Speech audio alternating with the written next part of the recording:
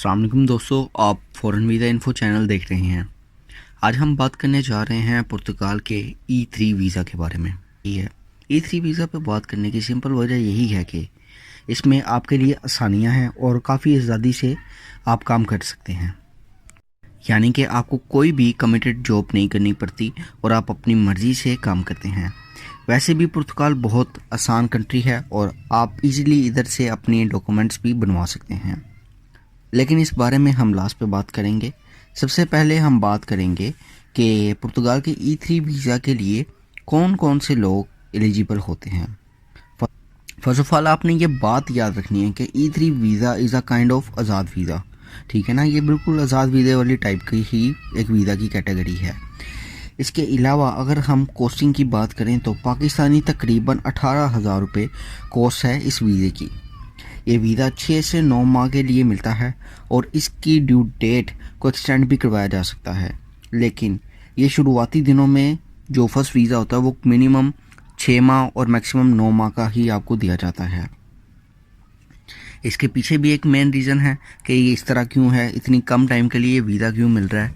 तो इसकी रीज़न ये है कि पुर्तगाल का ये रूल है कि स्टार्टिंग पे वो मिनिमम 6 माह का ही वीज़ा देंगे।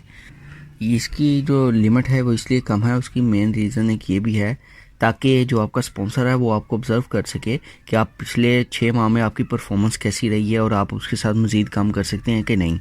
इन केस अगर आप उसको आपका काम अच्छा लगा और आप भी उसके साथ मज़ीद काम करना चाहते होंगे तो ओबियसली वो आपका वीज़ा जो है एक्सटेंड करवा देगा। अदरवाइज़ ये 6 माह से पहले या 6 माह के दौरान अगर वो आपसे सेटिस्फाई नहीं है आपके काम से, देन वो आपका किसी भी वक्त वीज़ा टर्मिनेट भी करवा सकता है। सो इसीलिए इस केस में हमें स्पॉन्सर की भी ज़रूरत है। तो अब स्पॉन्सर कैसे मिलेगा, और उसके लिए आपको देखना होगा कि आपके पास कौन सी ऐसी स्किल है जो कि आप इजीली सेल कर सकें। मतलब कि काम करने के लिए हर बंदे के पास कोई ना कोई स्किल होना लाजमी होती है, अदरवाइज़ उसे काम कोई नहीं देता। सो आपको देखना होगा कि आप इलेक्ट्रीशियन हो, क्लीनर हो, डेवलपर हो या जिस भी फील्ड से आपका ताल्लुक़ है, चाहे वो लो कैटेगरी की है या हाई कैटेगरी की है, आपने उस फील्ड से मुताबिक आपने उस फील्ड से रिलेटेड अपनी CV तैयार करनी है। इस सारे काम में CV का एक बहुत इम्पोर्टेंट रोल है, क्योंकि आपको कोई भी बंदा आपकी पर्सनैलिटी से जॉब नहीं देता, स्पेशली फॉरेनर्स तो नहीं देते। वो हमेशा आपकी CV से ही आपको ऑब्ज़र्व करते हैं कि आपका पास एक्सपीरियंस क्या है, आप पहले क्या करते रहे, आपकी इस फील्ड से ताल्लुक़ है, आपकी क्वालिफ़िकेशन क्या है, और उसके बाद ही वो डिसाइड करते हैं कि आप उनके लिए कारआमद साबित हो सकते हो या नहीं, आपसे उनको कोई फ़ायदा होगा या नहीं। क्योंकि अगर उनको आपसे कोई फ़ायदा नहीं हो सकता तो वो आपको क्यों हायर करेंगे। तो ये मेन रीज़न है, इसलिए आपको CV की बहुत ज़रूरत पड़ेगी इस काम में। तो अगर आपके पास अभी तक CV नहीं बनाई और आप जानना चाहते हैं तो आप सबसे पहले अपनी फील्ड से रिलेटिव CV ज़रूर तैयार करवाइए। इसके बाद जो नेक्स्ट स्टेप होता है वो ये है कि आपने अपनी फील्ड से रिलेटिव जॉब वगैरह सर्च करनी है पुर्तगाल में। इनकेस अगर आप इलेक्ट्रीशियन हैं तो आपको चाहिए कि आप पुर्तगाल की जितनी भी इलेक्ट्रिक शॉप्स है, जितनी भी तो नहीं आप कर सकते हैं, लेकिन मेन जो भी शॉप्स आपके पास गूगल पे सर्च हो सकती हैं उनको सर्च करें, उनके ओनर को या उनका जो भी HR का जो भी हायरिंग वाला प्रोसेस है उसमें अपनी CV अपलोड करें, ठीक है, ताकि उन्हें पता चल सके कि ये अवेलेबल पर्सन है, ये इलेक्ट्रीशियन है, ये हमारे साथ काम करना चाह रहा है, ठीक है। और अगर वो आपको हायर करेंगे तो उनको इस चीज़ का क्या फ़ायदा होगा। आपने ये कभी भी शो नहीं करना कि आपको जॉब चाहिए या आप बड़े ज़रूरतमंद, तो नहीं, आपने हमेशा शो करना है कि आप उनके लिए कितने कारआमद हो, आप उनके लिए क्या आप उनको कमा के दे सकते हो, आप कितना वो आपको हायर करके उनको कितना फ़ायदा होगा। तो आपने हमेशा ये शो करना है, ठीक है ना। इन सब चीज़ों के बाद आपका स्पॉन्सर फिर डिसाइड करेगा कि आपको हायर करना है कि नहीं। इनकेस अगर उसने हायर करना हुआ वो बता देगा कि वो किस तरह से आपको हायर करेगा, मतलब कि वो मंथली वेजिस पे हायर करेगा या डेली वेजिस पे, आपको वो मंथली सैलरी लगाएगा या डेली के डेली जितना काम उसी के हिसाब से पे करेगा। तो एक दफ़ा जब ये सब कुछ डिसाइड हो जाए तो उसके बाद आपका जो स्पॉन्सर है वो आपको एक ऑफ़र लेटर सेंड करेगा, जिसकी बेस पे आप वीज़े के लिए अप्लाई कर पाएंगे। अगर आप अभी तक सोच रहे हैं कि 6 माह या 9 माह में हम क्या कर लेंगे, हमें तो शायद उधर 6 माह पुर्तगाल को समझने में ही लग जाए और ऊपर से हमें तो पुर्तगालियन लैंग्वेज भी नहीं आती, तो इसमें भी ज़्यादा टेंशन वाली बात नहीं है। स्टार्टिंग में आपको जॉब तो मिल गई होती है, ठीक है, मतलब कि आपको ज़्यादा मसला नहीं आएगा। जब जॉब मिल गई उसके बाद पुर्तगालियन लैंग्वेज का मसला है, तो मोस्टली लोग पुर्तगाल में इंग्लिश भी बोल लेते हैं। इसके अलावा आपको इससे ये फ़ायदा होगा, अगर आपको पुर्तगाल मुल्क अच्छा नहीं लगता, ठीक है, और आप उधर नहीं रहना चाहते, देन भी आपको एक दफ़ा पुर्तगाल जाने का फ़ायदा ये हो सकता है कि आपके लिए आगे के रास्ते खुल जाते हैं। आप पुर्तगाल से आगे निकल के पूरे यूरोप में जा सकते हैं। ये सब शेंजन 26 के 26 ममालिक में आप ई वीज़ा के थ्रू उधर विज़िट वगैरह कर सकते हैं। इसके अलावा आप मैक्सिको वगैरह भी जा सकते हैं ई वीज़ा के थ्रू। और इससे ये है, आप बेसिकली आप स्टार्टिंग पे पुर्तगाल जाने का फ़ायदा यही है कि आपको इजीली डॉक्यूमेंट्स वगैरह मिल जाते हैं। जब आपका 1-1.5 साल के अंदर डॉक्यूमेंट्स बन जाए उसके बाद पूरी दुनिया आपकी, जहाँ मर्ज़ी आप जा सकते हैं। अब आप सबके माइंड में एक बात आ रही होगी कि इसमें स्पॉन्सर का क्या फ़ायदा है और कोई हमें स्पॉन्सर क्यों करेगा, तो इसका भी मैं आपको समझा देता हूँ। स्पॉन्सर का इसमें सबसे ज़्यादा फ़ायदा है, एक तो वो सबसे पहले आपसे डील करेगा कि जिससे उसको अपनी प्रॉफिट मिलता रहे, ठीक है। सबसे पहले जो डील होती है वो ये है कि आप उससे कंफर्म करते हैं या वो अपनी कोई एक शरह रख देता है कि मैं इतने % तुम्हारी जो है इनकम में से वो रखूँगा, मतलब कि तुम्हारी प्रॉफिट में से। अब वो आप दोनों में डिसाइड करना होता है, आप दोनों ने मिलके कि वो 50-50 होगा या 40-50।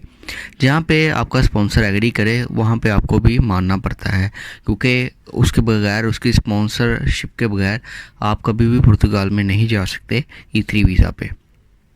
तो इसलिए और जैसे ही आपकी और उसकी डील कंफर्म हो जाए तो वो आपको ऑफ़र लेटर भेज देता है। इसके अलावा जो सेकंड चीज़ है, जो सेकंड फ़ायदा है स्पॉन्सर को, वो ये है कि अगर वो खुद कोई एम्प्लॉय हायर करेगा पुर्तगाल में ही तो उसे उसको बोनसेस वगैरह भी देने पड़ेंगे, ठीक है, और वो 8 घंटे से ज़्यादा काम भी नहीं करेगा उधर।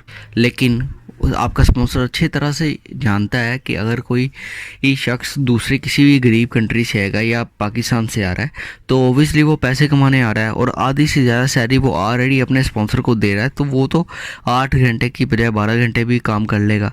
तो इसलिए ये चीज़ है, ये उसे स्पॉन्सर को फ़ायदा है। एक तो उसको ज़्यादा काम करने वाला इंसान मिल जाएगा और उसके अलावा उसको कोई भी बेनिफिट भी नहीं देना पड़ेगा, जस्ट उसे अपने जितना वो काम करेगा उसके हिसाब से बस कुछ अमाउंट पे करनी पड़ेगी।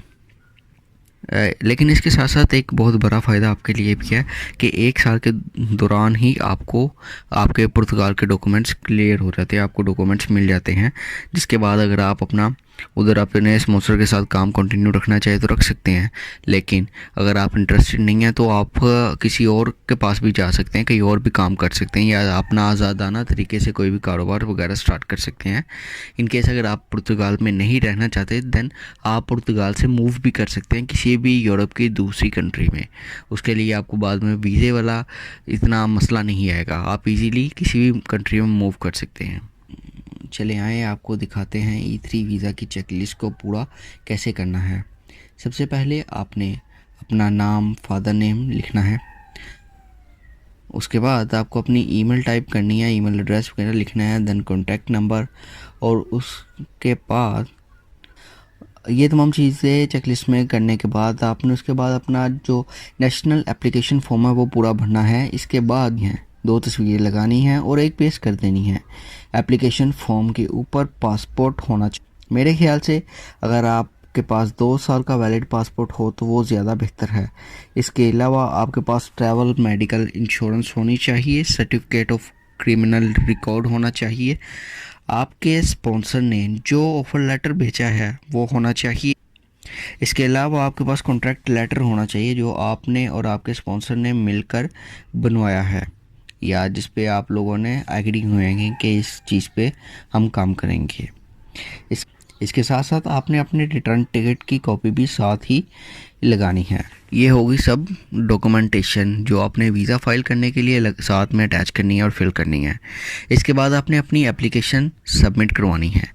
एप्लीकेशन सबमिट करवाने के 2 तरीके हैं, एक तो आप पुर्तगाल एम्बेसी के थ्रू करवा सकते हैं और दूसरी और सबसे ईजी जो तरीका है वो VS ग्लोबल है। जो कि आजकल काफ़ी ज़्यादा कंट्रीज़ में काम कर रही है। वीएस ग्लोबल के थ्रू आप इजीली अपनी एप्लीकेशन डाल सकते हैं। इसके बाद आपको 3 माह का वेट करना पड़ेगा, जिसके बाद आपका वीज़ा आ जाएगा। अब जिन लोगों को ये लगता है कि वो ये सारा प्रोसीजर खुद कर सकते हैं, उनके लिए तो बहुत बेस्ट ऑप्शन है। और अगर कोई ये चीज़ समझता है कि वो अपनी फ़ाइल खुद तैयार नहीं कर सकता, तो वो कमेंट में ज़रूर मेंशन करें, मेरी टीम उसकी हेल्प कर देगी। अपना ख्याल रखिएगा। अल्लाह हाफ़िज़।